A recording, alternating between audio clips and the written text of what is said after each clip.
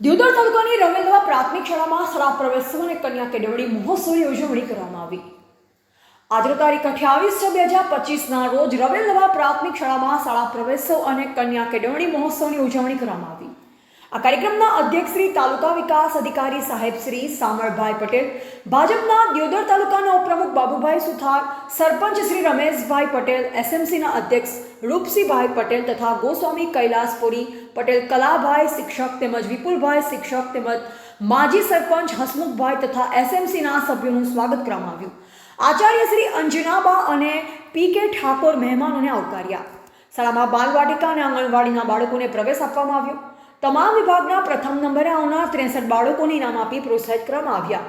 શાળાની બાળાઓ દ્વારા પ્રાર્થના ગીત, સ્વાગત ગીત રજૂ કરવામાં આવ્યું। આ કાર્યક્રમનું સંચાલન અરવિંદભાઈએ કર્યું અને આભાર વિધિ દયારામભાઈએ કરી। કાર્યક્રમ સફળ બનાવવા આખા સ્ટાફે ખૂબ જ જહેમત ઉઠાવી। ગામના વડીલો અને યુવાનો મોટી સંખ્યામાં ઉપસ્થિત રહ્યા હતા। એવા પ્રકાશ ગોસ્વામી, દિયોદર સાથે પ્રતાપજી ઠાકોર। સૌથી પહેલાં તો નમસ્કાર। રવેલ નવા પ્રાથમિક શાળાની અંદર શાળા પ્રવેશોત્સવ અને કન્યા કેળવણી મહોત્સવ 2025-26 જે સરકારશ્રીનો એક એવો વહીવટી નિર્ણય છે જેના લીધે બાળકો શાળાએ આવતા થાય, એ લોકો સારું શિક્ષણ મેળવે, સ્થાયી શિક્ષણ મેળવે, ડ્રોપ આઉટ રેશિયો ઓછો થાય અને બાળકોને સારું અને ગુણવત્તાયુક્ત શિક્ષણ મળે એ માટે એક સરકારનો બહુ સારો ઇનિશિયેટિવ છે।